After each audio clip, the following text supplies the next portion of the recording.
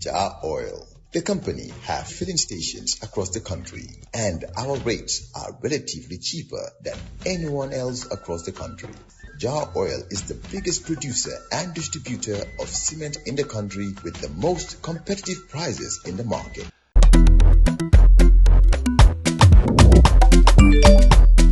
Axel jam si Wave. Yo, Abla, yo, luta to dede. Luta mo nulo jel mo to nga andil mahalis. Hello? Busel mo fine. What? Busel mo fine. Oh, yes! Wave Axina Gambia. Deposit and withdraw money, pay bills and buy mobile credit without fees. Transfer money wherever in the country for only 1% fee. At Wave. Busel mo fine? Wave. Your money is yours. It's almost 11 minutes past 8 o'clock in the morning. It's Tuesday, the 28th of October, 2025. And on West Coast Radio in the Gambia, I am Peter Gomez, and this is Coffee Time. We begin this edition with a voice from the opposition, one that is gaining momentum and stirring conversation across the country. Joining me now is Mr. Ebrima Tabora Manneh, leader of the People's Alliance Party. As the Gambia looks ahead to the 2026 election, Mr. Manneh brings a message of unity, reform, and economic transformation. His party promises a new kind of leadership, one that is rooted in transparency, grassroots engagement, and bold ideas for national development. What does his vision for the Gambia look like? And how does he plan to get us there? Well, we can find out now. Mr. Manneh, welcome to Coffee Time with Peter Gomez. Yes, good morning. Greetings, Uncle Peter, and greetings to the listeners and the viewers as well. Like you rightly said, my name's Ebrima Tabora Manneh. I am the party leader and the Secretary General of the People's Alliance Party, a party that was registered on the 7th of November 2022. Just to make it short, in 21, in fact, we wanted to contest for the presidency. Mm-hmm. Unfortunately, the party was not registered then.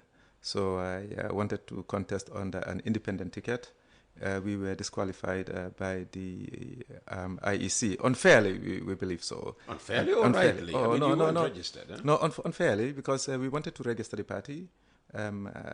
It's a long story. The party was not registered, and we made a press conference that our party will not be registered before the election. Well, there is a strong relationship between myself and the current head of state. He's a brother. We knew each other during our formative years. That's got nothing to do with fulfilling the requirements of the IEC in order to get your party registered. Yes, no, but I got info that the party will not be registered in 21. Because of... Well, because of I would say that some powerful forces, prevailed in influencing the party not to be registered in 21. They were that afraid of a party we didn't even know. No, it's like when you knew each other. Well, I think they probably knew because if you watch the nominations in 2021. We went on when the party was not registered. I made a press conference that the party will not be registered in 21. That's because I had some info beforehand, and the IEC made a counter press conference that no one will influence them not to register the party. This I did deliberately because I knew what was happening. And before that, I had a conversation with my brother. For you to understand, he's my big brother. I have a lot of respect for him. The head of state? Yes. Adam Barrow, yes. Referring to Adam Barrow. Like I said, we knew each other. We were all in Banjul. He was at Perseverance. I was at Clarkson. He was a classmate of my cousin, my first cousin. So they used to move together. So we used to go to visit him at Perseverance. And were you ahead of him at school or No, behind we him? were of the same batch. They went to Crab Island. They graduated, and from Crab Island, he came to Muslim High School. Then I was at Form 3. So we were the same batch, and we used to go to weekend together. We go to Bara. Did he try to get you to join his party? Oh yes, without a doubt. In fact, in 2016, I was never involved in politics proper, My father was definitely a politician during the PPP years. He was the chief of our area during the time of the APRC. He was always an APRC member, so that was known. So when Adama Barrow surfaced that he was going to be the candidate for the UDP and the coalition, so automatically, because we knew each other, so I had to support him. That was the first time I was involved in politics, supported to the best of my ability. And when he won, he definitely, paid his due. He invited us for lunch. Myself and my cousin brother, we discussed. And what I mentioned then was that I wasn't looking for a job or any favors from the government. What I want for him to deliver, to leave a lasting legacy for the country. That was all we expect from him. So this person who called you and said your party was will not be registered in 21. Yes. In fact, from three different sources. Did you ask why your party wasn't going to be registered? No, he told me, I thought you are an intelligent person. You should understand. In 21, the party will not be registered. In fact, from three different sources. So I went to the. So I went to the. What IEC. did you read into that statement? No, I knew because before that we've met. I met with my brother. And he warned you against starting. No, he tried a party. to advise me that politics was expensive. I should not waste my money. It's better to partner with him and join him instead of registering a party. So nothing bad, no bad feelings about that. I thought it was just an advice, but I knew there and then that even before that I knew that the way he was going. We differ totally in terms of. Our vision and what I wish for the country. And he was always given the benefit of the doubt when he came as the president until the time that we decided to venture into politics. So I was invited and tried to sort of discourage me to not get into politics, but to come and join him so that we can work for the country. I thought it was, that was his way of seeing things. But I went ahead to register the party. It was after that I was informed that the party will not be registered. So I won't blame him directly, but I know that there were some powerful forces. Okay, so you are now registered. But then we went and for the nomination in 21, without ever having a political rally, without people knowing about us. But we did a lot of, grassroots campaign. So if you watch the nominations in 21, so we were rejected by the IEC. And I said unfairly, because the reason why we were denied was that because as an independent candidate, the documents that we submitted, in terms of paper documents, it's probably close to 900. All of them should bear my name, Ebrima Tabora Manneh. But one of them, the logo, unfortunately had PAP, 3 letters on it. So we were PAP, the name of the party that we were trying to register. Just PAP. People say yes. We were rejected because of that. Really, because you did not spell out the People's Alliance Party? No, because PAP, the party was not registered, so we should not have PAP on any of the documents. Okay. It should all be my name. But what I'm saying is that you submitted like 900 documents, and all of them have your name on it, Ebrima Tabora Manneh, and one of them mistakenly we left PAP there. So we were rejected because of that. So if that is the criteria to determine who is qualified for a presidency, I think that was just an excuse. Then, but we took it in good faith. Is the problem more with the rules and regulations that? No, in fact, the rules that govern the Independent Electoral Commission are those. No, because even with IEC, in terms of their act, is that if you make a submission, you should be given 48 hours. Or thereabout to go and do the correction, do the necessary amendments. In fact, we were really prepared because we knew. Were you not accorded this 48-hour period no, we were not. Correct anything? And others were. Others were given that opportunity who didn't have all the documents, didn't meet the requirements. But we were. That's why I said. In fact, I don't think there was any political party who came as prepared as we were, because I knew 900 pages. Yes, and only PAP, 3 letters. 900 pages. Papers, yes, different papers. Yes. Wow. So obviously it's just simple common sense, but we took it in good faith. In fact, some people said to sue the government and said that we were. Wrongfully rejected. I said no. So the government or the IEC? The IEC, sorry. Yeah. The IEC, yes. So, but we said, it was not our time. We don't need to fight. So but we did our fight silently because we appealed. So in 2021, when you say it wasn't your time, you were just going in to test the waters. No, when I said it wasn't our time, I believe in, I have faith. I believe in destiny. I believe that in terms of my convictions, religious convictions, because I believe that what doesn't come your way is definitely not meant for you. Even the presidency, I think I am the most relaxed candidate. It doesn't stress me at all. I mean, if I'm supposed to be the president, even if the entire Gambia is against me, I'll definitely get there. But if the whole country is behind and supporting PAP or my humble self, I mean, if it's not meant for me, it won't happen. Mm-hmm. Who did you start the People's Alliance Party with? PAP, as you just called it. In fact, there were reasons why that compelled us to register the party, because we were not satisfied with the political trajectory of this country, the way politicking was done. And we knew that Gambia was a very small country. If you look at the area that I hailed from, the Nyomi area, it's very mixed up in terms of tribes and ethnicities. But we saw that politics, there was a lot of nasty politics happening in the country, a lot of divisive politics. So we said, okay, we want to register our party, myself and the ones who were like-minded, because we used to sit, we discuss, in the VOOs, in our own areas. We said, okay, we want to set up a party that will be a reflection of the Gambians. And the first criteria we said is that we want to promote unity. Even if we achieve that alone, we'll be satisfied.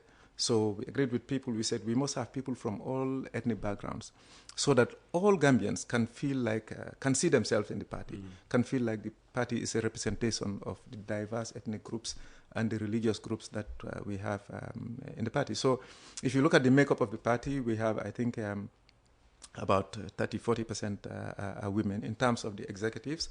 And in the party, we have a Mandinka and a Fula and a Jola and a Sarahule and a Manjako and an Aku, a Muslim, a Christian, and, to make sure that it's really diverse, to reflect, the diversity of Gambians. So that is one thing we wanted to promote, that is unity among the executives. And then we also said that the economic situation in the country was not satisfactory, and the way the country was governed. Yes, but the makeup of the party is simply people who are like-minded, but from different backgrounds across the country.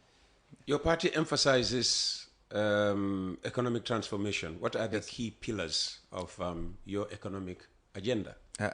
We said it's going to be very radical, and we don't shy away from that, because we say for any country to develop, we believe that the economy must definitely be like the indigents. The citizens must be the dominant players in the economic sector. And because the Gambia has, the country is very small, we have limited resources in terms of, the human beings. Our population is very small. In terms of the land is very, very small. And the size of our economy also, we are very, very vulnerable. But that can also be a strength. So we said that we must empower Gambians. We have to promote Gambians so that they are the dominant players. And to do that, we must do what other countries have done in the past, whether it's the UK or whether it's the US, whether it's China, what happens in South Korea, in the Asian tigers. In Japan they have the zaibatsus. In South Korea they have chai bowls. What's that? Chai bowls, let's say chai bowls, they're similar. If you look at South Korea, the moment after their independence, I think their president then was Park. They have these companies, the LGs, the Samsungs, the Hyundais, Kias. They were small companies, individual, owned by, individual Koreans. So what they did was to empower them, to support them, to give them the support that they need, whether it's land, whether it's capital, whether it's expertise, whether it's training, whether it's resources, financing, to assist them. But what they did was, if you may, you can call it protection. That's what the UK has done before. The US has done it as well.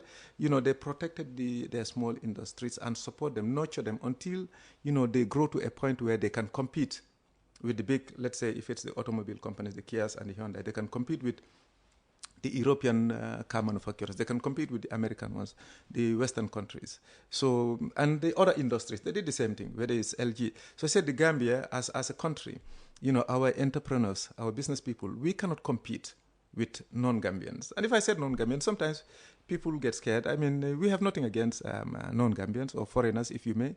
In fact, my humble self, I have more than 20 siblings living outside, in Europe, in Canada, in America, across the globe. So, but what we are saying is that the way our economy is done and the way we opened up to globalization is like, let's say you take a Gambian businessman. You have $1 million if you want to do business. You cannot compete with a non-Gambian who comes in with $1 million or $2 million or who is supported in his native country with facilities, with goods, with merchandise worth $1 million, $2 million, $3 million, $2 million dollars. Now, you have a $1 million or $2 million business, and you're competing with somebody with a $100 million facility. And that is what is happening. That is what globalization does. I mean, if you go to the US example, I mean, we heard of Elon Musk. Mm-hmm. Elon Musk is, they said, he's the richest person, worth maybe more than $300 billion. But if you look at his investments in America, it's all managed by Americans. I mean, you look at the directors, I mean, the ones, HR, who hired people, I mean, all the investment is done there. And then they decide, how to even, give out the dividends. Are you suggesting that's not the situation with us here in the Gambia? No, what we should do is that, I said for certain sectors, because I wish we have another time to go into detail what we want to do. I mean, there are certain sectors that should be exclusively for Gambians. I mean... sectors like? You choose, let's say example, to import and export certain goods. Let's say you say rice, example, or you say oil, consumer goods. To import, let's say, rice in this country. I mean, what is so special about importing rice in this country? What is special about it? Just to go to Thailand or you go to Bangladesh, or to bring in sugar, you go to Brazil or anywhere in the world. I mean, you have an LC in your country. I mean, they supply the goods, they come to the country, and you sell it and you make your profit. So why can't Gambians do that? And there are companies who are making, millions of dollars a month, 10 million, 20 million. We don't say that we will tell foreigners that you cannot come in the country and invest. But what we will do is to empower Gambians and say, okay, there are certain sectors that should be exclusively for Gambians, especially sectors that don't need, expertise.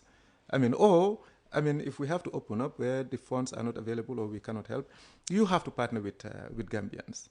This prevails. This is not rocket science. We are not trying to, do anything new or special. This is what is happening in countries that, have been able to transform their economy. Because unless the economy, majority, 80% is controlled by Gambians, we cannot eradicate just taking the example of importing rice. Okay, yes. It may look simple. Yes. Just bring in the rice from Brazil or wherever, as you say, yes. and sell. Yes. Make your profit. Yes. Go back, bring more rice. Or oil, or corrugated iron seed, or building materials. Government will argue that they have tried this with Gambian businessmen and they have failed it. No, because they've tried the wrong people. It's either you try your connections, you try your family, people that, you do business with, your associates. And it's not, their motive is not necessarily, to grow the economy. But mostly their motive is self-serving. Okay. Yes. Okay. Usually. So the economy is one thing. What about youth unemployment and underemployment? How would a PAP, a PAP government, tackle these areas, these major areas of concern for our young people? I've mentioned famine. I'm a farmer myself. I'll give you let's say groundnut as an example. During the First Republic, Gambia used to produce about more than 100 tons of groundnut per year. And these were times when, farming was not mechanized. It was mostly manual labor, very, very tedious. We used to produce more than 100,000 tons, 120,000 tons, or sometimes or more than that. Now we barely do 30,000 tons. So you look at the difference. It's less than 25% of what we used to do. Maybe we're farming less land. Not necessarily, because there's smart farming now. It's because people have seen that farming is not profitable. I'm involved in farming. If you ask most farmers, in a year they will only do, let's say, $40,000. Okay. So before you do farming, if you travel around the country, you will see a lot of, land that has not been used. That is there only to, wasteland, if you may. not being cultivated. I think we can do that. But let's say you take groundnut for example. If you produce groundnut, what we've said, what should be done is that to have a factory, just a mini decent-sized factory, where the groundnut will be decorticated locally within the community, and that groundnut can be processed into oil within the community, and what is left can be used as animal feed, and then even the groundnut shell you can make into what they call briquette. It's like charcoal. All that used to be made here. Yes, exactly. Yeah. So those are things that can be done. But government is not paying attention to that. I think if we pay attention to agriculture, we empower, the farmers, give them the support that they need. It can create meaningful employment. If you look at the fishing sector, you'll be surprised. Gambia can make more than $500 million in the fishing sector alone. 500 million. Half a billion dollars. Not dollars. Not dollars. I'm talking about dollars. And if you so why are we not making so much money? Because we've outsourced our sea to others. We said what government should have done was to, again, empower Gambians who have interest in that area, who are honest and hardworking. Why can't we get our own trawlers? To be fishing in the sea, and then the fish can come to the Gambia, and we can sell some locally within the market. We can process some. We can export some. Government is not supposed to be in business. No, not necessarily government. That's why I said they have to empower. Gambians, because most governments, almost all governments, usually they fail if they're involved in business. We know that it's happened here before, and it's happened in other countries. And usually government would fail because it's public fund that they're playing with, so they would care less. But that is an area that you can. But let's say construction company. We've had our independence for almost 60 years, and up to now, Gambia cannot build their own roads. What is so special about building roads? All you need is, sand and gravel and it's bitumen. not that simple. No, it cannot be that simple. No, for 60 years, Uncle Peter, for 60 years, if we cannot build our own roads, then we have a problem. What is so special? You need some engineers, some technicians. If we had trained some Gambians, there are some very good quality engineers in this country. I'm sure you'll find them in NRA, the National Roads Authority. Oh yeah, but you look at the road construction example. That has been done. The OIC road. What equipment is so special there that would wow any person who passes by and said, "Oh, wow, this." We cannot. Either we've never seen anything like this, or we cannot operate this machinery. So it's not about the machinery. It's not about the materials that are needed. It's not the equipment. It's not the materials that are needed. And the labor workforce that is done by Gambians, it's mostly done by Gambians, even some not highly educated. So you need a few quality engineers. So you can import engineers, pay them a hefty sum of money so that they can train our Gambian engineers. If you have done that once and twice and 3 times, you'll be able to succeed. You look at the Banjul project.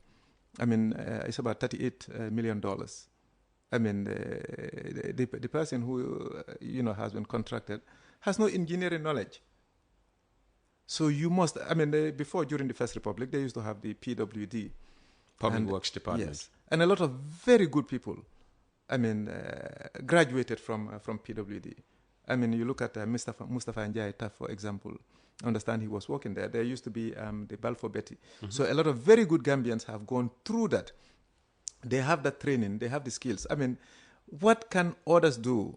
You look at the workforce, who are doing our roads for us. What is so special about them that they can do that Gambians cannot do unless we believe in ourselves. And believe that we can do some of these things. And challenge our own people.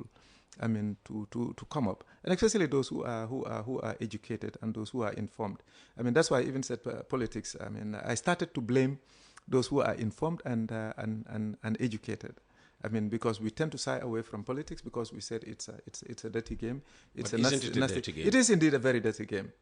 It is indeed a very dirty game. But if those who are nasty, those who have questionable characters, if they want to involve in politics and take over, our country and our resources, I think we should be bold enough to say no. We cannot allow this to happen. It's like your household. You wouldn't allow an unscrupulous person to come and manage your household for you. So it's the same thing. So we must be willing to face them head on I mean, they will play their games, they will do their tricks. I mean, but that should not bar us or hold us back from actually, I mean, participating in politics and, you know, taking over the country, taking over ownership of the country. You know, what we've said, what we wanted to achieve is that we believe, and we always challenge all Gambians, we said that Gambia can be the best country in Africa. It is possible, it is doable. In '94, Rwanda was involved in their civil war. There was genocide. I mean, it's crazier than, I mean, COVID and all the sicknesses in terms of tribal issues. But look at what happened in Rwanda. Between '94 and today, they've transformed the country. Kigali is one of the cleanest countries, I mean, in Africa. Or even if you look at, even compared to some Eastern European countries. And we think Gambia could have done much better. All right.